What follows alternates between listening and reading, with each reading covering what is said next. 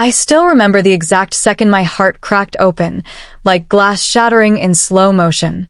The moment I realized the woman who saved my life was being turned into a prop, and I was the only one who cared. I named my daughter after the grandmother who raised me when my own parents walked away. The same name my sister had paraded around like a trophy months earlier.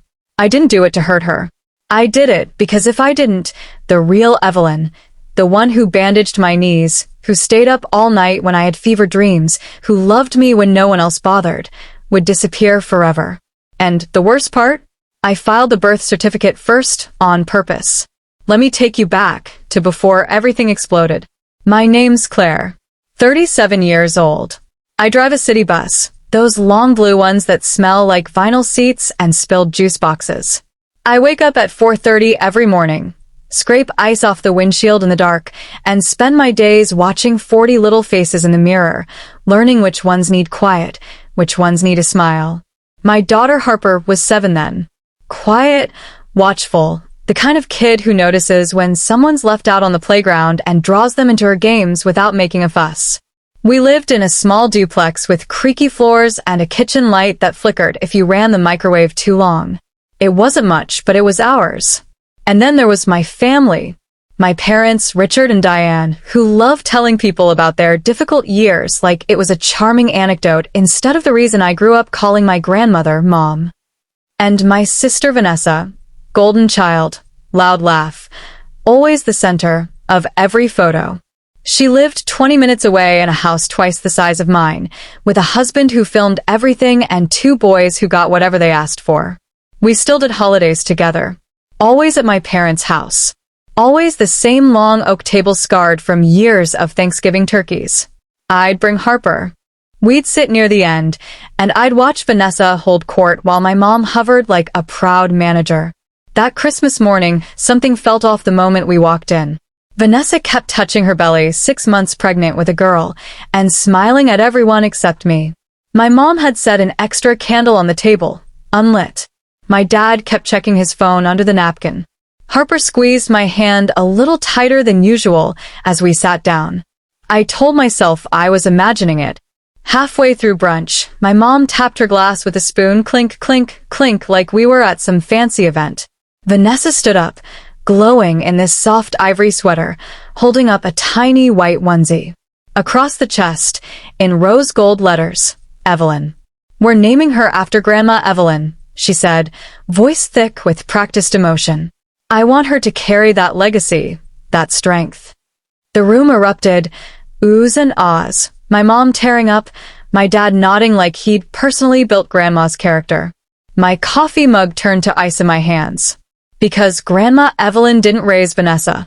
She barely knew her.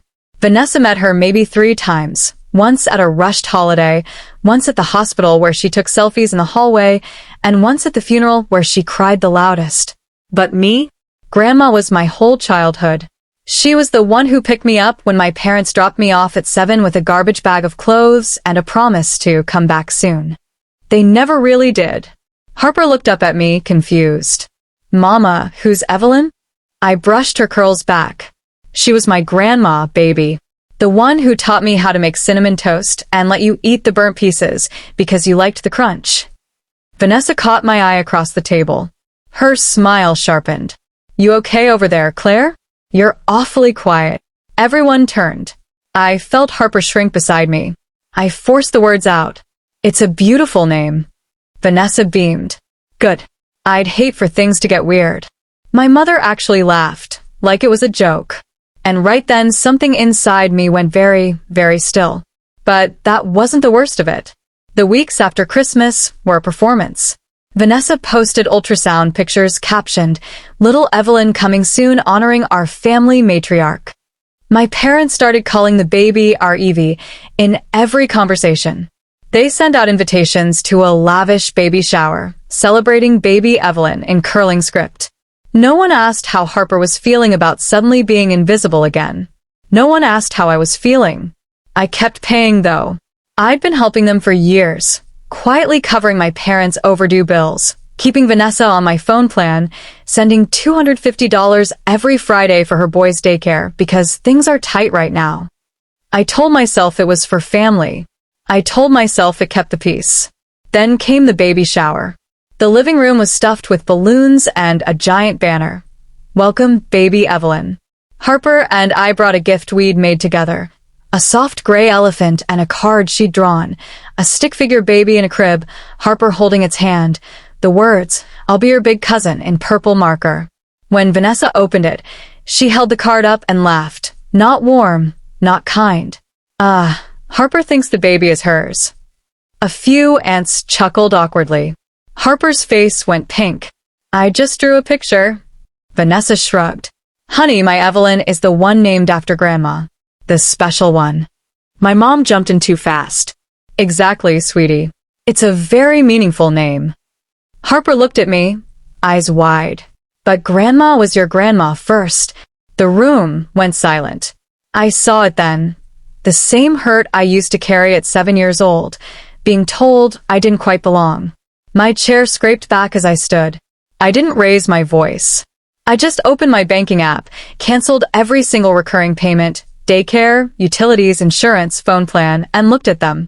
Harper and I are leaving. My mom hissed. Claire, not here. Vanessa snapped. Seriously? Over a name? I took Harper's hand. We're done funding a family that treats my daughter like she's in the way. We walked out. The text started before I reached the highway. Mom, come back. You're overreacting. Vanessa, you're jealous, and it's embarrassing. Dad, call your mother. I muted them all. That night, after Harper fell asleep clutching her elephant, I sat at the kitchen table and removed my mom from every account she'd been on for years. Cancelled. Cancelled. Cancelled. Each confirmation felt like exhaling after holding my breath for decades. The next morning, my phone exploded. Voicemails full of tears, accusations, threats. Vanessa showed up at my door 3 days later, belly huge, face twisted. Fix it. Now. No. You're punishing my children. In protecting mine. She sneered.